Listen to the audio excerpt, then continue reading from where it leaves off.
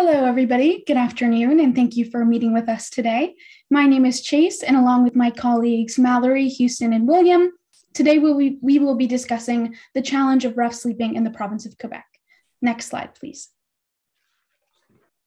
We would like to begin by acknowledging that we are presenting on the unceded lands of the Kanien'kehá:ka, who are recognized as the custodians of the lands and the waters on which we gather today. We would also like to acknowledge the importance of this particular topic on nations within Quebec, including the Inuit, Innu, Abenaki, Cree, Wendat, Niskapi, and Algonquin peoples. Next slide, please. Today, we will be discussing the problem of rough sleepers. As a whole, homelessness is caused by a variety of factors, ranging from income and housing troubles, immigration status, mental health problems, substance addiction, and domestic abuse. Rough sleepers, however, form a distinct subset of the homeless population, marked by their particular rejection of existing services due to factors such as fear, mistrust, mental illness, addiction, or a desire to maintain personal agency. As such, the rough sleeping population often resorts to resting in dangerous, uncomfortable, and public spaces. Because of this, the rough sleeper community requires a distinct set of policy solutions in bettering their conditions. Next slide, please.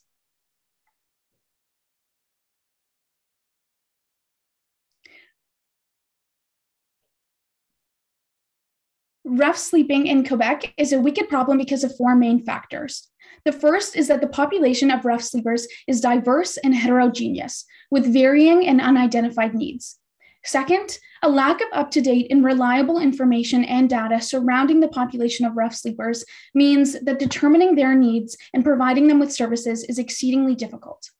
Third, the rough sleeper community has varied but similar experiences that for various reasons has led them to become particularly reluctant to use existing services and community networks. And finally, a consistent lack of funding to housing has meant that our government has not been able to feasibly implement any sort of permanent solution to house rough sleepers, even though this has been recognized in other cities and countries throughout the world as the proper solution. Next slide, please. So where does this leave us now? First and foremost is the ongoing problem of criminalization. Law enforcement has up until now been used to address this social issue, a state of affairs which has only fostered mistrust of authority and harmed the safety of rough sleepers. A combination of inadequate policies in response to COVID-19 has resulted in the reduction of shelter capacity, a breakup of encampments, and an increase of hospitalizations and deaths due to exposure, especially during the long winters. Ultimately, this has fostered distrust and fear of government control, reducing the likelihood that rough sleepers will accept services in the future. Additionally, the impact of chronically underfunding social services, such as community groups, has been particularly severe. Shelters are forced to require people to live in densely packed conditions with shared washrooms, making it difficult to maintain residents' physical safety. Since the 1980s, the federal government has failed to adequately support the province of Quebec, and in particular the city of Montreal, in addressing the inaccessibility of housing for low-income or otherwise vulnerable populations. Limited cooperation between the different levels of government and community organizations have resulted in a patchwork system. Each level of government, municipal, provincial, and federal, has independently put into place mitigation programs that are incomplete and sometimes contradictory. No clear policy set means no clear solution. Next slide, please. The following are some key considerations. First and foremost, our solution must respect the well-being and individual autonomy of rough sleepers themselves. Our chosen solution must also respect the sovereignty of Indigenous communities, particularly, which are heavily impacted by rough sleeping, especially in Montreal. Working closely with Indigenous community organizations in development and implementation is the key in this regard. Of course, public health and safety must be upheld both for rough sleepers and for the general public. Additionally, post-COVID, our solution must be consistent with a plan of economic growth and commercial activity, allowing the business community to reopen without disruption. Finally, coordination with municipalities will be essential. Cities must be encouraged to work with their local community organizations to implement the policies. The importance of buy-in from municipal authorities and the wider population of each community cannot be overstated. Next slide, please. Our solution will have to consider the perspectives of various stakeholders, chief among which are the rough sleepers themselves, as well as the expertise of many on-the-ground organizations. Recognizing the chronic underfunding of low-income housing in Quebec, there are a number of federal institutions such as the Canada Mortgage and Housing Corporation and Employment and Social Development Canada, which can be important funding partners for our initiatives to support social housing and homeless services. Municipal governments, such as in Montreal, are important partners to work with organizing law enforcement, housing, community organization to implement and shape the new policy set. Community organizations will be key partners in gathering information and engaging in direct outreach to rough sleepers. Many already perform these activities, for example, the Old Brewery Mission and Dans la Rue. Given the disproportionate number of Indigenous rough sleepers, especially Inuit individuals in Montreal, our government will need to coordinate with Indigenous communities to make sure to provide culturally sensitive and respectful care. For example, by partnering with groups such as the Québec Corporation. Finally, we will also need to consider the concerns of local residents and property owners who have traditionally had reservations toward the presence of rough sleepers. Next slide, please.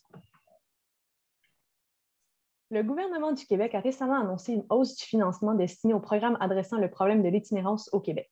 Cette hausse permettra aux organismes communautaires d'élargir leur offre de services et d'augmenter la capacité des refuges qu'ils opèrent. Par contre, comme les sans-abri sont réticents d'accepter et d'utiliser les services offerts par ces organismes, cette hausse de financement ne les affecte que très peu. La majorité des contacts avec la population sans-abri se fait dans la rue, près du site où ils sont établis, à travers des campagnes de sensibilisation gérées par des organismes communautaires. Le budget dédié à ces campagnes demeure insuffisant. Bien que la hausse de financement annoncée soit un pas dans la bonne direction pour offrir de meilleurs services à la population itinérante de la province, celle-ci ne permettra pas d'adresser de façon significative les problèmes de la population sans-abri. Cette population se distingue de la population itinérante et requiert une solution ciblée pour viser une réduction significative du problème. Next slide, please. Deux options de solutions ciblées s'offrent au gouvernement du Québec. Une approche priorisant les services et une approche priorisant le logement. L'approche priorisant les services demande d'abord la décriminalisation des sans-abri et l'établissement progressif de relations avec cette communauté par du personnel qualifié. Cela conduira à des services personnalisés sur place dans le but de diriger les sans-abri vers un logement social à moyen ou long terme. Ce programme est conçu pour les sans-abri et ne s'adresse donc qu'à une sous-section de la population itinérante du Québec, et qu'il s'agisse d'une sous-section très vulnérable de cette population. L'approche priorisant le logement demande l'augmentation des logements sociaux par 35 000 unités pour permettre à toute la population vulnérable du Québec d'être logée convenablement. Cette hausse permettra aux sans-abri d'être logés. Environ 1 % de ces nouveaux logements sociaux devraient être érigés près des repères des sans-abri pour éviter d'éloigner cette population de leur zone de confort. Ils devraient aussi être logés près de plusieurs services sociaux. Next slide, please. Nous recommandons l'approche priorisant les services. Cette option est idéale pour adresser les besoins spécifiques de la population de sans-abri. À court terme, la décriminalisation des sans-abri permet de développer une relation avec cette population. Effectivement, cette étape assure le respect des choix et des effets personnels des sans-abri. La décriminalisation leur permet aussi de se sentir en sécurité. Cela facilitera la collecte de données sur cette population mal comprise par du personnel terrain. L'approche priorisant les services pourra ensuite utiliser les données nouvellement accumulées sur cette population pour offrir aux sans-abri des services personnalisés à leurs besoins. Nous sommes confiants qu'une offre de services adaptée et flexible permettra à une bonne portion des sans-abri d'accepter ces services. Les sans-abri seront dirigés vers un logement social via les prestataires de services sociaux et communautaires. Ceux-ci travailleront avec les sans-abri pour identifier les enjeux individuels ainsi que des pistes de solutions afin de les préparer à accepter un logement social. L'approche priorisant les services nécessite plus de temps pour loger les sans-abri, mais l'offre de services d'abord devrait limiter le nombre de retours à la rue. Next slide, please. Commençons avec la mise en œuvre de la décriminalisation des sans-abri. Cette première étape permet de limiter et de perturber les habitudes de cette population. Ainsi, les sans-abri pourront conserver leur routine sans avoir peur des représailles. Le plus grand obstacle de cette étape sera l'opinion des gouvernements municipaux. La Ville de Montréal affirme d'ailleurs ne pas vouloir de campements de sans-abri sur son territoire. Toutefois, les expériences précédentes ont démontré que le démantèlement des campements n'est pas une solution efficace. Pour convaincre les instances municipales, nous recommandons que le gouvernement du Québec soutienne l'effort de décriminalisation financièrement. Par la suite, du personnel terrain sera formé et déployé afin de développer une relation avec la population sans-abri. Le gouvernement du Québec devrait déléguer la mise en œuvre de ce programme aux organismes communautaires qui administrent déjà des programmes similaires. Bien que le choix de personnel ainsi que l'expérience requise par ceux-ci devraient être identifiés par ces organismes, nous devrions établir quelques recommandations incluant la sélection de personnel autochtone pour travailler avec cette population. Notre équipe a rencontré quelques représentants d'organismes communautaires de Montréal qui affirment être en mesure de mettre en œuvre ce type de programme avec le financement nécessaire. Next slide, please.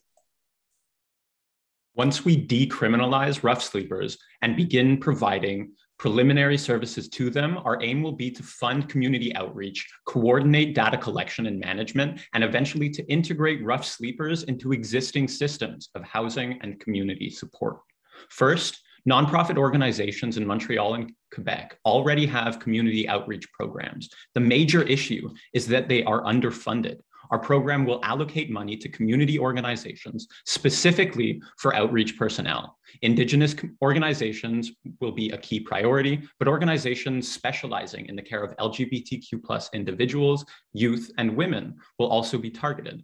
Second, rudimentary networks among shelters and nonprofits already collect and manage information, but these networks need to be consolidated. Our government is already working to centralize these data systems into local integrated health and social service centers throughout the province. Our outreach program will integrate rough sleepers into this data collection regime as it is developed. These data will be administered locally by government offices in partnership with community organizations and shelters.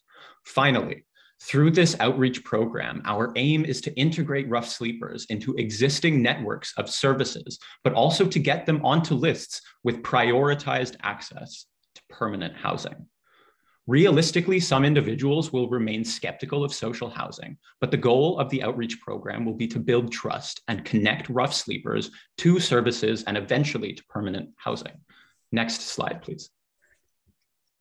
Without adequate and permanent social housing with proper services, there will not be a permanent solution to rough sleeping in Quebec. An overarching goal of our program will be to immediately fund modular building to provide homes to rough sleepers and those most in need.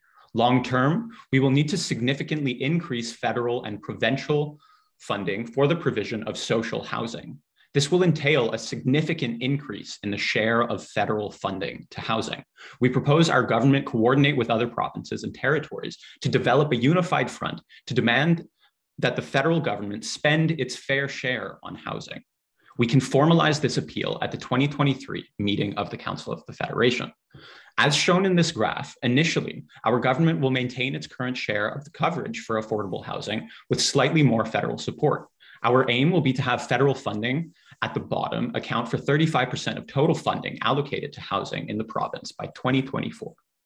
Housing construction and management will nonetheless continue to be managed locally by community organizations and cities. A top-down welfare system is not the goal here. Our province has a thriving network of nonprofits, co-ops, and community organizations that will ensure that housing reflects the needs of the communities as long as they are properly funded. Next slide, please. Our program will reallocate current provincial spending to fund an additional $250 to $450 million per year to low-income housing from 2022 to 2026, and just over $3 billion over the course of the following 10 years.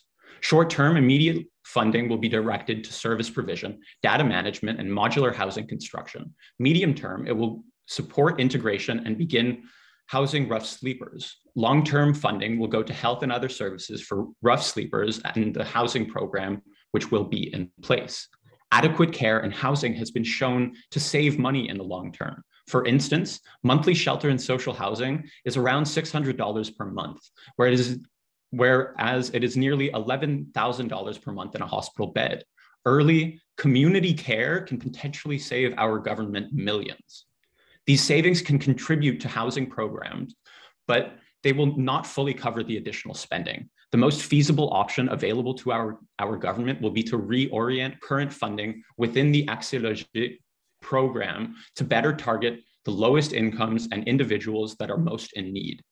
Much of this funding needed for our government for service provision can come from funding allocated to the 2021 Interdepartmental Action Plan to combat homelessness. Aspects of the program will also be covered by the federal Reaching Homes program, as well as the recently established mental health transfer. In all, the data collection and service provision portion of our program will be funded entirely using these existing streams. Next slide, please. There are some risks associated with our recommended plan. Although none fall into a category of high severity, they are each important to consider. These risks include potential rejection of services, public perception, funding streams, and cooperation between municipalities. First, the potential for rejection of services on the part of rough sleepers is one that we need to be keenly aware of. Many factors could contribute to this, but the overall unacceptance of services could pose a threat to our recommendation being as effective as possible. To mitigate this, we will continue to work with previously identified stakeholders to ensure that we know what can make our proposed services as impactful, easy to access, unobtrusive, and compassion-focused as possible. The public perception of the decriminalization components and spending of our recommendation is another very important consideration. We must ensure that the public is aware of our plan and all of its important benefits for public safety and the good of communities overall, as well as the fact that it will save taxpayers' money in the long run. With our strong communications plan that I will speak to later, this can be easily mitigated. Next, ensuring that our funding can be collected adequately and seamlessly, especially from the federal government, will require proper cooperation and consistent communication with various important stakeholders. Effective cooperation with Employment and Social Development Canada, Canada Mortgage and Housing Corporation, the Federal Minister of Housing, Diversity and Inclusion, as well as the Federal Minister of Mental Health and Addictions and all of their staff is our chosen mitigation to allow this process to be seamless. Lastly, municipalities are a key component of our strategy, and cooperating with them adequately is something that is absolutely necessary for the success of our plan. In order to ensure that this can be done, we will continue to work with municipalities and share our common goal of solving the issue of rough sleepers at hand and ensure that financial incentives and support can be provided to cities and municipalities across the province. Next slide, please. Ensuring that our recommendation is accepted by all, especially our key colleagues within the provincial government, is very important. Thus, our internal communications plan will involve a reiteration that our plan, as aforementioned, will save overall government spending in the long term. By making communities safer, strengthening services for all, increasing cooperation with the federal government and municipalities, and ultimately eliminating the problem of rough sleepers, the overall perception of the provincial government will be improved, which will be positive for all provincial stakeholders involved in this recommendation. Next slide, please. This finally leads into our external communications plan for the public. Here, our overall and key message will reiterate that our recommendation and plan will improve society for everyone in all communities and across all municipalities in Quebec. We will communicate that our proposed plan will empower vulnerable people to come off of the street and enter housing by providing them with key and impactful services that are personalized for them. For the public, and as my colleague mentioned, our solution will also decrease costing and strains in other public areas such as healthcare, thus making services more accessible for everyone in the province and resulting in an overall less burden on the part of taxpayers. Reiterating these benefits of our plan to the public will be the key component of our communications. Next slide, please.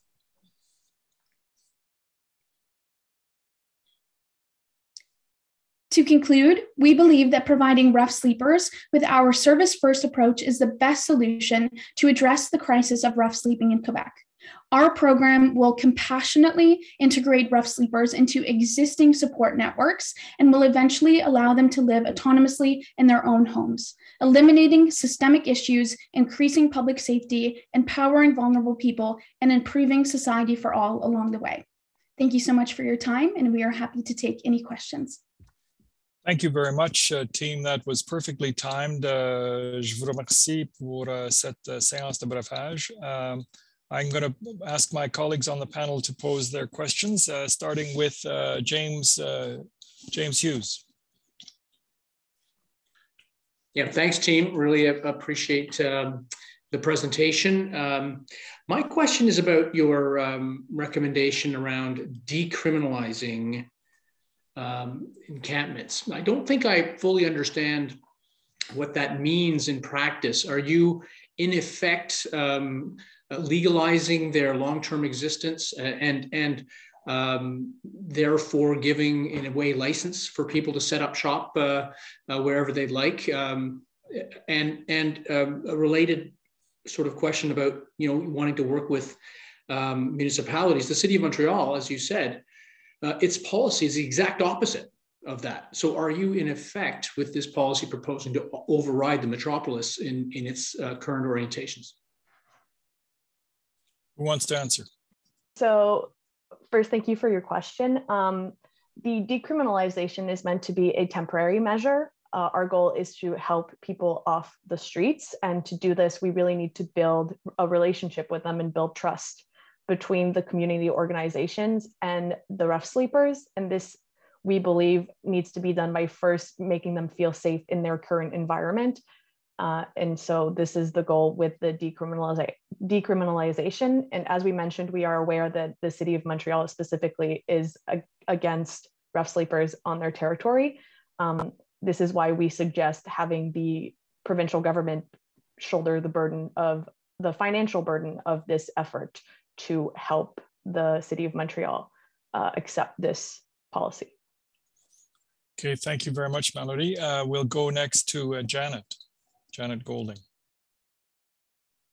Thank you. Thanks very much to the Tiger team for your presentation. So as you've alluded to in your presentation, the issue is complex with lots of moving parts and lots of considerations. And so if you were giving advice to the Premier, what would be your key message in a sentence or two, as to what the issue is and what your solution to that problem would be?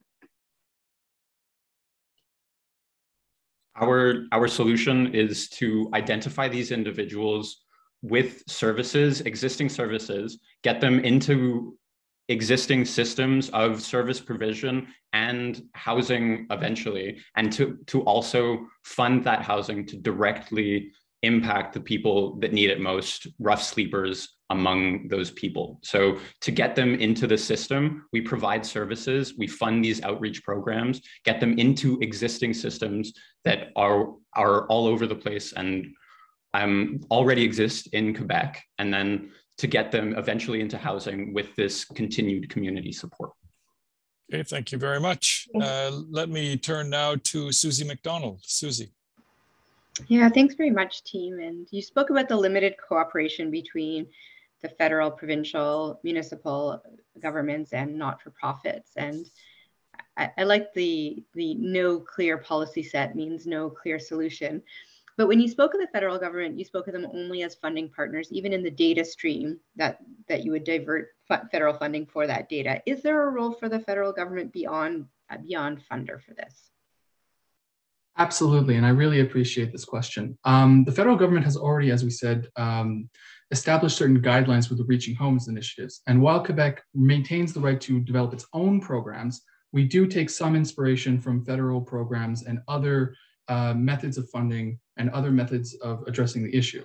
We are looking to find partners in the federal government, but not a superior partner. This is Quebec's jurisdiction, and we would like to assure that we maintain our own control over this particular side of the policy set. Thank you. Yeah, and of course, the Quebec government has signed the bilateral agreement for the Reaching Homes initiative with the federal government. So they have developed that system already together. So you're basically saying more on top of what you got already under the terms of the agreement. Is that right? No, so what we're proposing for data management will be within the funding of these existing agreements. No, sorry, I'm just thinking about the 375 million you want beyond that, or whatever the number was. Sorry. The federal contribution is not just data management. Oh, of course. Right, Yeah. right, So yeah. most of that will be coming from the housing portion of our program, and that will necessitate interprovincial cooperation that exists. There's housing affordability concerns all over Canada, and there is that demand from the ground up to have federal funding. So we think that with some coordination, we can get more funding federally, and without more funding federally, our social housing construction projects in the province will not be funded adequately. Okay, thank you. Let me go now to Trina Fraser. Trina. Thank you for your presentation. What role is there for rough sleepers themselves in resolving this challenging issue? That's a great question. So part of our solution will be to recognize these people, to build community, to allow them to have these communities moving through existing systems. So community supports for Indigenous people already exist in Montreal. So part of our program will recognize these existing communities among rough sleepers and respect their autonomy and their community throughout the process. So yeah, they'll get input into the program as they go through it. And of course we will, yeah. We will also attempt to recruit former members of the program and former rough sleepers to help reach out to the current community. We don't want to sever these ties that exist between those who have moved out of this lifestyle and those who are still in it. We want to be able to maintain those communities so that it is a pathway out of living in the dangerous circumstances that they do. Thank you. Okay. Thank you.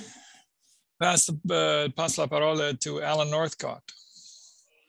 Thank you, team. My question has to do with implementation, and it's particularly having to do with nonprofit organizations. So I heard consolidation of networks, integration of services across networks of service providers. And of course, the range of service providers is enormous, and their capacities is quite varied. What do you do? What can you do? What would you do to optimize that kind of integration work? In other words, to align them to the goals of your proposal and to make sure it's done effectively and done efficiently. I can comment on that for housing. So from the ground up, there are many technical resource groups, municipal organizations that already have, and parent municipal organizations in Montreal and other cities that already have the expertise and co-ops with varied experience. We don't need to go into all the specifics, but there's an existing ecosystem of housing building and housing management for social housing that exists in cities throughout Quebec that will be the on-the-ground implementers of both the construction and the management of the social housing aspect of our program. Additionally, sorry, Houston, go ahead. Please go ahead. Yeah. Go ahead. Additionally, we want to emphasize that the diversity of different programs and organizations is actually a benefit, not an issue with this. We look to be able to fund the initiatives, help them learn from each other, and also gain more communications with the provincial government in order so that the organizations can better do what they are already trying to do. They are the base of this program. That is the point. Alan, you're okay? That's good. Yeah, thank you. Okay, then the last question to Pam McCurry. We've just got a little bit of time, so Pam. Okay, so thanks everyone for the presentation, and I'm going to return to the federal government. And part of your presentation, you suggested that the provinces should sort of band together and demand more funding from the federal government, which may be one way of doing it. But are there arguments that you can make on substance or policy or on a legal basis that would provide incentives to the federal government to play a larger role in funding?